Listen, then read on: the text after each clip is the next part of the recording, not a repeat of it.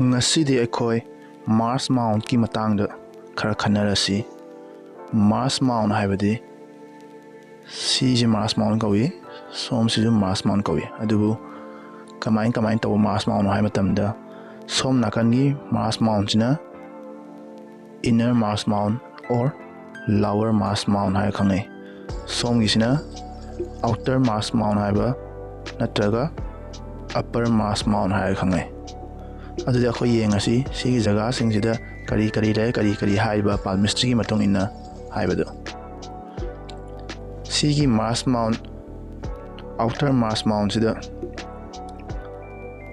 mall sambru leragadi masi kaya thoidokna faba mai amadi wan thok leite masina haibasi somgi maningda mina miwa ngangna biba amadi somgi mangnaba khotnaba sinba mi khara makhai adum somgi punsi sida leiba oigani si sumaina sambru leragadi sina haise sina tabada hajiki si jaga sida achauba cross sign natragana triangle or natraga kaino suya star gumba sign su sumaina pega suya sida sumaina outer Mars sida leragadi sumba mise mase sanaba khonaba sports tagi or police gumba active service army gumba sumba dagi yamna kanaba fangba sigi field singsida mai pakba adugumba miyo ogali. Amadi Mars Mount sidagi hauraga Sun Mount sida sumaina kaaba line am yawraba fajana yelake. Sigi Mars Mount sidagi hauraga sumaina Sun Mount ka sumaina line am yawraba sina kari haiba matamda somna gi thongna phaba natrana som tau thoba natrana tauruba utluba thaudo amadi mawung matau kharana mi khara amagi thamoi adu penjaba oidana sombu yamna awang thakta thagat piba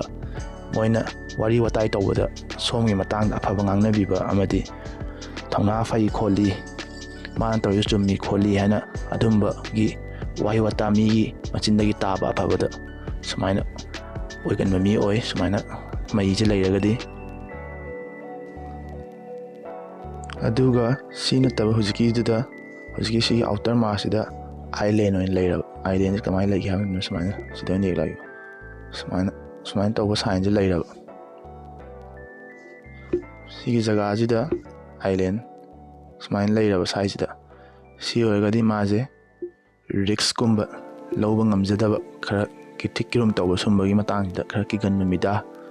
khara cheksinjaba haidora natragana khara kayma ball oiba moment ama thengnanaba honabada khara kiganba mida oigale. Adu hoji akhoi kainogi damu yengasi inner Mars lower Mars ki sida mu sida leya lower Mars sida kari haigi haiba matamda sida x ama natragana ani ahum dum leiraba sina kai haino haiba matamda somse yamna aggressive nature ama yauraga leiba mi oiba sain tawasi yamna kai suttaba wada ju hex kangsau soningba gumba adumba adumaina oi like singi matungina tuga x tugi mahutta kaino ina yauraba box gumba triangle gumba yauraba adu yauragadi sina mu khara fai sina kai haigi haiba matamda somse aggressive nature di leiragasu aina saudrisi karambano karamba mida saugadabano karamba wahida saugadabano amadi karamba matangda saugadabano haibase khang tanjamenja khangna sauba adumba mi oigani. Makha tarakpo oina hojiki inner Mars sidagi Saturn Mount sida sumaina kaaba line yaurogana sina kai haigi matamda risk low business kumbu oiro khara thauna courage sangba thabak thoramse yam line pangthokpa ngamba amadi adudagi aingonda su kanaba fangbo oijaba sumaina pi mai matungina sin sawakpa ama si inner Mars sawakpa ma haire khoi sida outer Mars sawakpa ma haire hauzik makha tarakpo oina khoi mystic cross haibase karino नत्रगना सिना करी कानबा पीगे हाबदो चौराकपा येंगमिनरसि नंगी सिगी heart line से लेरे सी mine line सी अनिजी कारक्टर सुमाइना cross हम लेबा cross माइना मचा हान तो लेबि यादे मागी माइक कई मरी जे सिगी मागी लाइन जिदा लोइन टच तौगदबा सुमाइना लोइन टच तौरगदी मसिगी मिस्टिक क्रॉस ने कई हाई हाई मतमदा लाइक खरा अमददी मिस्टिक क्रॉस से फना अफबनेन हंदोकपसु यावी कमाइना करमोंदा फैनो हाई मतमदा मिस्टिक क्रॉस लेबना नंगे स्पिरिचुअल लंबीदा लाइनिंग लाइसोंगदा अफबा बुझि लौसिंग हेंगलकपा अदुगुंबदा फंगबा नत्रगा नंग कुइना वराम पुंसी से सिना मही गुंबा कैंदुगुंबा अमा खुदोलम पिबिरंबा हाइना दुमा हाइना बुजावी अदुबु कमन ओइना तोइना थेंगनाबा मिस्टिक क्रॉस लेरगदी कमाइन तौई हाइबा मतमददी मसिमक्ति ओइदि मिस्टिक क्रॉस लेरगदी कमाइ तौई हाइबा मतमदा नंगी पुंसीदा ग्रोथ अमा समाइन तम तमना कारम ग्रोथ से मिस्टिक क्रॉस से फॉर्म तौरको मतमदा मिस्टिक क्रॉस की चेन जिना नंगी ग्रोथ से तौहनबा ngamdabida फाजल्लगा पुंजल्लगा थंबा चौखलंदबा अदुना अदुगी मया अदुदा नंगी अदुम पंगदा हलगा नसाजे हाइनिंगुम लाकनिंगदगुम मदुगी टाइमिंग मागी मिस्टिक क्रॉस लेबि ड्यूरेशन दो अदुना दमाइन तौरगा लहल्ली अदुबु मिस्टिक क्रॉस ने मुलमदाइ मांगमदाइदा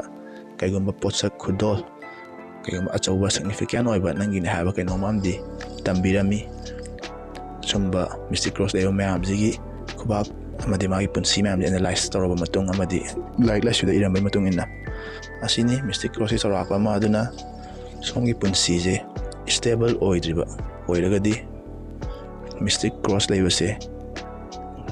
फट्टबा साइने हाइरगस लौनै कैनो हाइ मतमदा मिस्टिक क्रॉस ना नंगना स्टेबल ओइरको पुंसी अमा नंग नुंगाय फना हेंकदा पुंसी अमा ग्रो लाकदा पुंसी दे नंग मिस्टिक क्रॉस ना फाजल्लगा पुंजल्लगा थमखरगनीबा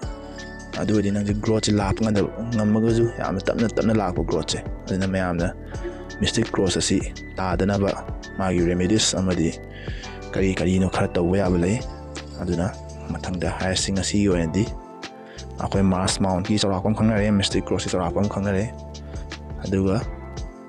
इसाई थंदा पर्सनल डीप एनालिसिस तौनिंग ओरगदी कमेंट हाइबिरमो अमदी सोमना खुबाक मई नत्तबा खुबाक मईदगी हेंदोकपा बुद्धि लौसिंग ओइबा वारी अमदी डीप एनालिसिस तौरबा थौरम अमदी टॉपिक कया अमा तानिंगबा नैनिंगबा अमदी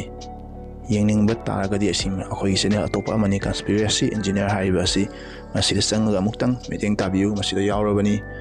ब्लैक मैजिक असि करिनो ब्लैक मैजिक असि तसेंग लैबा जातला मंत्र असिना पामजबा रियलिटी दा हिंगहौरो क्वांटम जंपिंग कर्मा हाइबसिना करिनो कमदौना फंगी